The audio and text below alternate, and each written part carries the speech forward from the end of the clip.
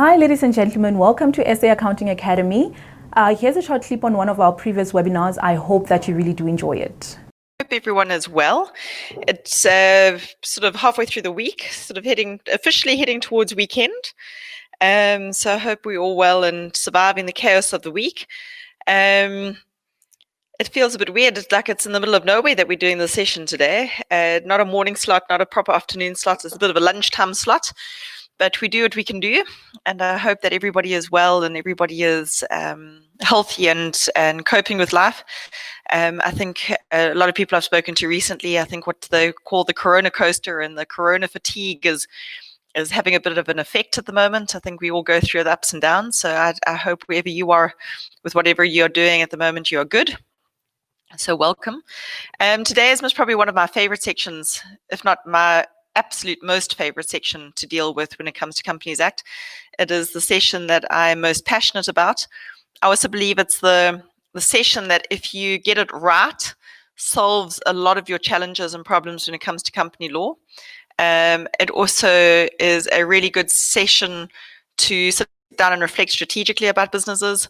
For those of you in practice, it is something that gives you an in to sit and talk to your clients about where they're going, where they're coming from.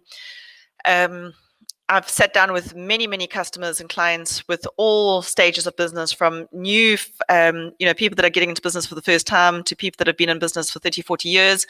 And it's never a conversation that's lost. It's always a conversation that's worthwhile if people hear the message that needs to be said. Okay. So for an hour session, there's a lot to discuss and a lot to chat about. This is normally at least a 2-hour session, if not longer. And I've in the past even done full day sessions on MRRs. But yeah, so it's, like I said, it's my passion project in company work. I do draft MRRs for company. I help MRRs, companies with their current and existing MRRs, and work in a whole lot of different spaces with it. It is something that I'm very eager to help people with. It should actually say session 3. We're already on session 3 here of the series, not session 2, of drafting MRRs and working with MRRs. This is a high-level session. I've given you quite detailed notes. There should actually be a second handout, and I think SAAA will load it up on your profiles, I think, which is a Word document. I call it my cheat sheet. It's a useful document if you're drafting and if you're working with these kind of documents. Up front, never a bad thing to engage an attorney with this as well. These documents are incredibly powerful. They are, even today, 10 years later, with the Companies Act, very underestimated. Okay, so people don't appreciate how important these documents are and the power that they have, and why having a well-drafted and crafted MRR is so important. A lot of people dismiss it and underestimate it. And as I'm laughing at the moment saying, I swear that we've got a full moon scenario for like the last 10 days or something, because I'm dealing with quite a few disputes and quite a few challenges. And the very first thing I want to know is, what does your MRR say? And the very next thing is, does your MRR help you or hurt you? And if you've got those standardized MRRs from SIPSI, nowadays you can only really lodge the long form because the short form was withdrawn rather quickly back in its day.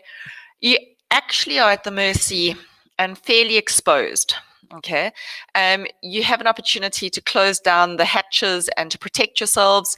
You also have the ability to manage quite a bit of your risk if you take it seriously.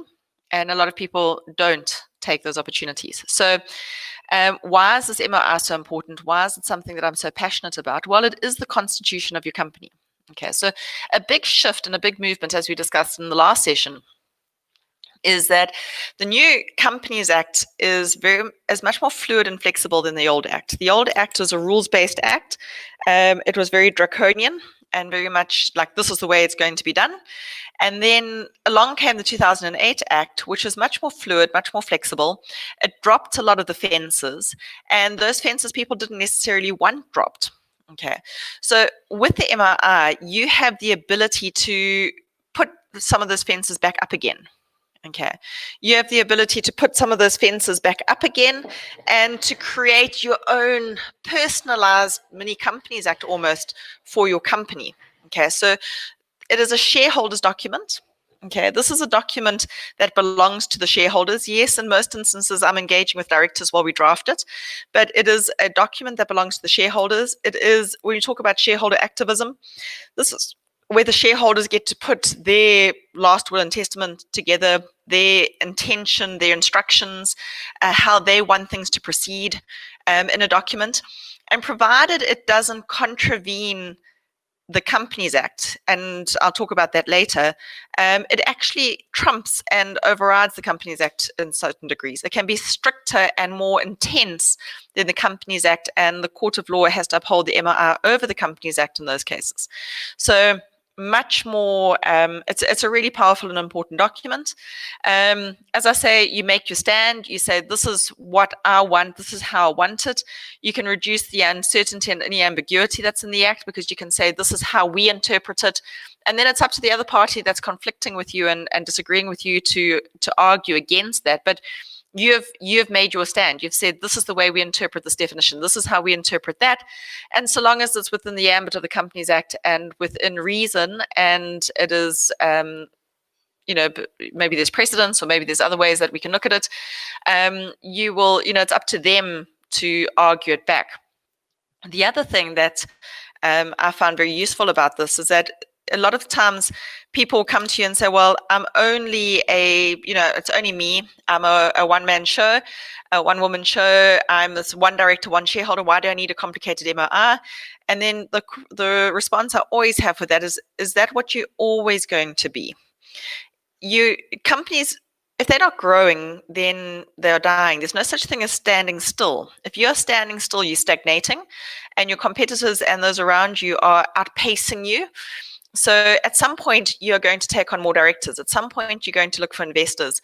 And don't you want it to be your intention and your vision that is put forward, rather than at that point having to negotiate and trying to work things out? It's better to put forward your vision first and then have them niggle and say, well, okay, I get this, but I would rather change this and that. At least you are on your front foot and they are on their back foot. Okay. It is a people's document. It is very, very much a people's document. It manages relationships. Okay. It manages relationships between shareholders and shareholders. It is a shareholders document. Shareholders in the company, shareholders and directors, directors and directors, directors in the company, and the company in the outside world. Okay. I like this MOR to be a one-stop shop. I do not like to send people out into the wilderness to go read the Companies Act and the regulations. I like to put everything into this one document as much as I can. So if I've got new directors and new investors coming along, I hand them one document to go read. I don't refer them to 3 other things, which then they can come back and say, well, my interpretation of this is that. And then when I read this, then I read that, and then I read this, and then I read that. This is our MOR. It's a complete document. It is all in one. And this is what you need to know. It just works that much better. Plus, if you're referring to, which, for example, the SIPC MOR does, it sort of refers to as per this section or as per that section. We are in the space at the moment of coming up to a Companies Act amendment. If those sections change, okay, where are you? Are you with the new section, the old section? Who's interpreting what? Okay. Also, the other side to this is we have with the new Companies Act, and we'll discuss this more in later sessions, alternative dispute resolutions. Okay, so how do you look to alternative dispute resolutions? I mean, access to justice means that we can always go to court. You can always go to the High Court, but how do we deal with our minorities? How do we deal with tied votes? How do we deal with issues which are complicated that maybe we don't always want to run to court. If there is intention to resolve issues, can we find an amicable way to resolve them without going to court? Okay. Another big point which I come across often is, and this is where I say strategically it's quite interesting, is a lot has happened and changed over the years. And for many companies, their business have evolved and changed. This is an opportunity to modernize your compliance. your documents to make sure that everything is up to date, everything is as it should be, that there's no antiquated or unnecessarily onerous provisions that nobody actually listens to or pays attention to, or don't actually work for the modern world. And so that you have an opportunity to actually update your documents. I hope that you enjoyed that video. For more of our webinar videos, go to www.accountingacademy.co.za. Thank you and have a lovely day.